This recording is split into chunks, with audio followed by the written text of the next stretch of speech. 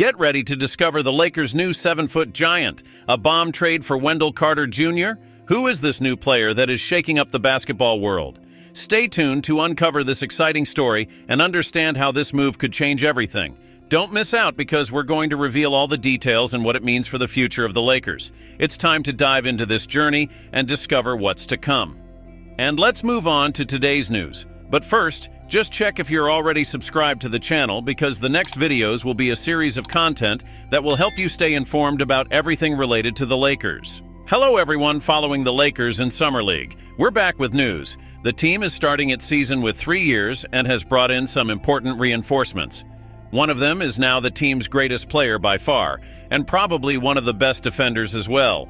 If you don't know who I'm talking about, the Lakers signed 2 7-2 centers, Moses Brown, a 4-year NBA veteran, and Trent Forrest, who brings a lot of experience to the Summer League team. These are reinforcements who the Lakers desperately needed it, especially to improve their defense. Whenever the Lakers sign a new player, fans get very excited. Especially now with Moses Brown, who has already been on their radar since 2022 and 2023. If he can really step up, help the team, especially current player Colin Caston, who knows, maybe he'll even earn a place in the first team during training. But it's important not to get too excited before we see him actually play well, has to look forward to, but that's not all we have to discuss. The Lakers have their eyes on another great player, Wendell Carter Jr. Let's look at the chances of them being able to trade him as well. Before we get too deep into that, let's take a look, quick glance. Without further ado, let's dive into it.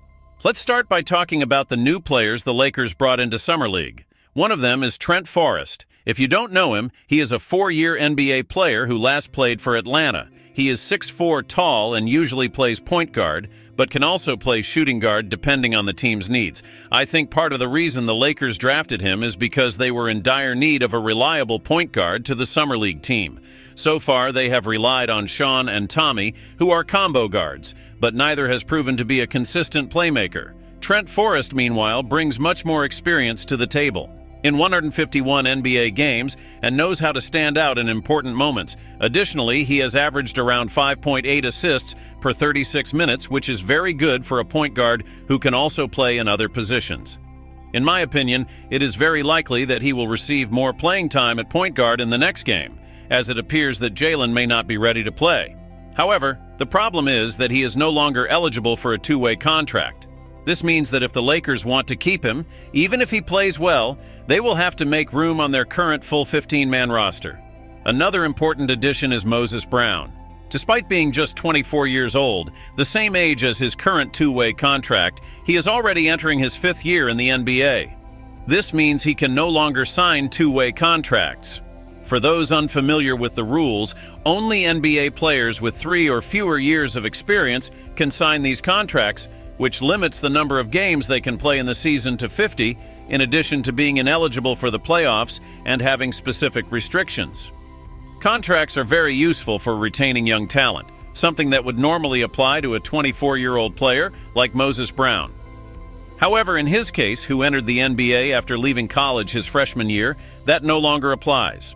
He may be regretting that decision now. Like Trent Forrest, this means he will occupy a place in the full 15-man squad going forward and will no longer be able to sign two-way contracts, which are reserved for players with less than 3 years of league experience. Let's see what he can bring to the team, shall we? Well, his main highlight is his rebounding. When he's on the court, he's a true ball catcher, grabbing more than 15 rebounds every 36 minutes. This is crucial to keeping offensive plays alive. However, in attack, he is not very dynamic, and in defense, he has his ups and downs. Despite this, his ability to block shots with his 7.2 height is impressive. However, he still needs to work on team defense, sometimes lacking in rotations and defensive consistency. Well, despite not being very strong in defense, this has left him as a backup who rarely sees play so far. To be honest, I don't see him cracking the team's top 15 player list anytime soon. But if we're talking Summer League specifically, I'm really happy because they chose to include him. They have had serious problems with defensive rebounding, something that Brown can really make a difference in. Another thing he can bring is being a threat on lobs, which can help Colin in a lot. The others have shown recent improvements, but he is still not considered a consistent threat in this area. So, were you already aware of this news? Let us know in the comments if you already knew, and leave your opinion on the subject. I will read and respond to your comment. Between Brown and many of our players on the bench, this will definitely improve our agility on offense a lot. I'm really excited that the Lakers picked these two for their summer squad. They will bring the stability we need in both defense and attack. It's hard to imagine them getting a spot on the final 15-man roster. But who knows, right? I'm rooting for them to do well from now on. So let's finish by talking about Wendell Carter Jr., the player I mentioned before.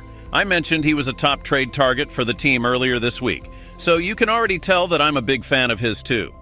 And this information comes from a very reliable source. Shaw Devi of Heavy Sports reported that the Lakers are interested in trading for Wendell Carter Jr., who currently plays center for the Orlando Magic. If you've been following along, the type of player I'd like the Lakers to get at center would be a lot like Wendell Carter Jr. He's an excellent defender who can adapt to the game, rebounds very well, and is a three-point shooter.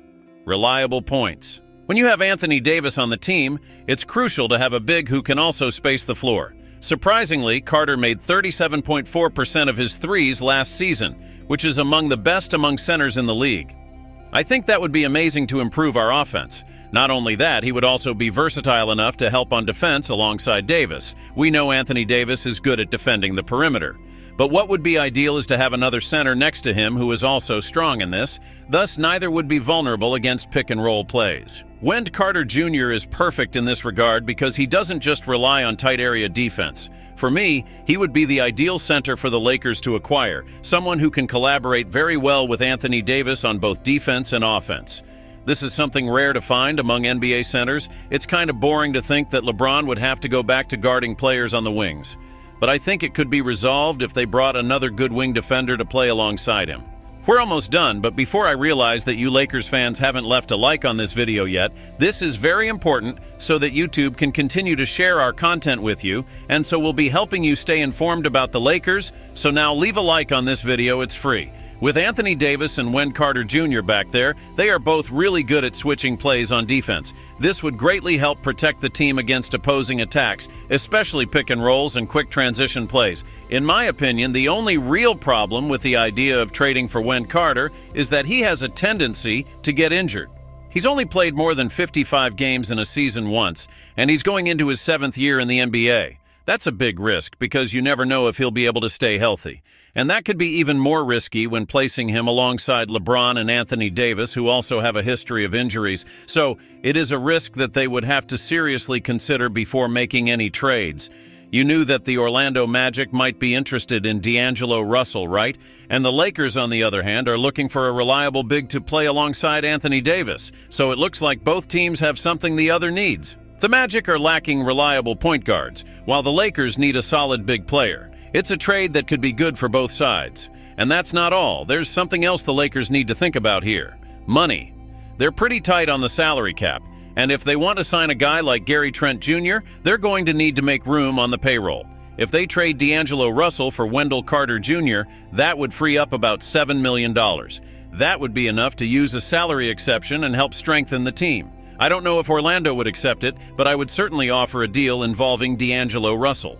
I hope they agree to this trade, but seriously, I'm curious what you guys think. How do you feel about the new players the Lakers signed for Summer League? They are keeping an eye on Wendell Carter Jr. for a possible trade, so leave your thoughts in the comments below. Thank you for watching this far. Don't forget to subscribe to the channel to continue receiving the next content. Access now our playlist that will appear on the screen or in the pinned comment with all the latest news and news from the Lakers, and stay tuned behind the scenes, highlights, last-minute controversies, transfers, everything about the Los Angeles Lakers team. Until the next video.